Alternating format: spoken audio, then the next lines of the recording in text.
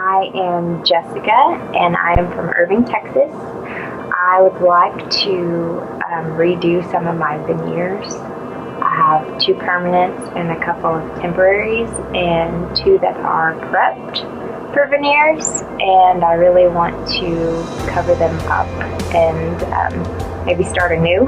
I am about to start physician assistant school, and before I become a PA, I would like to have a smile that I'm a lot more comfortable with, because as a PA, you obviously see patients all day long, and first impressions are extremely important, and being comfortable with yourself, I think, makes your patient comfortable. And so that having a pretty smile or a nice smile or something I'm comfortable with, I think will help me in the future as a physician assistant.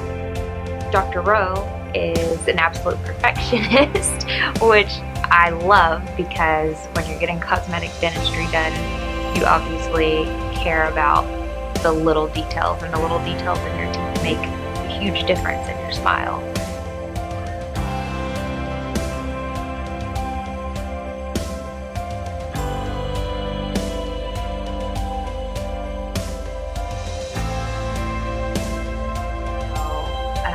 The fact that he paid attention to details, and he knew what would look best with my smile, but he also took into consideration the things that I wanted. And so we kind of blended both of those to make the smile that I have now, and it looks fantastic. Very happy. I expected it to be difficult. I mean, I knew that I had to come in for multiple appointments to make sure we got exactly what I wanted and what looked right, but I feel like in the end that every appointment was absolutely worth it, because it came out exactly like I wanted. And I really enjoyed coming to this office, just because everyone was very nice, very professional. They made you feel comfortable from the second you walked in, always asking if you needed anything. I'm Dr. Jason Rowe, a prosthodontist in Dallas, Texas.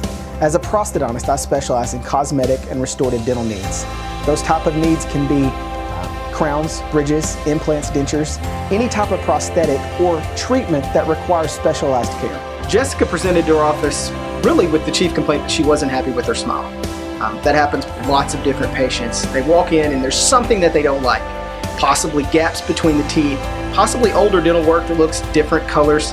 In Jessica's case, she didn't like that her teeth were short, and she didn't like that the past dental work had begun to stain. Once we got her in the temporaries, she healed. We had allowed for our laboratory technician to tackle the final crowns. We allowed Jessica to talk with him. I talked with him. We interacted all together. It's a team approach. If something is not a team approach, you're kind of guessing at where things are going to go. So we take a team approach, and all of us work together to achieve a result that is both functional and aesthetic. And I believe we achieved that with Jessica. And one of the things is, like in this particular case, is veneers. We get a before a cast, and we have the patient and the dentist information. We gather as much information as we can: size, shape, the wants and needs of the patient, the needs of the case itself, specific for function.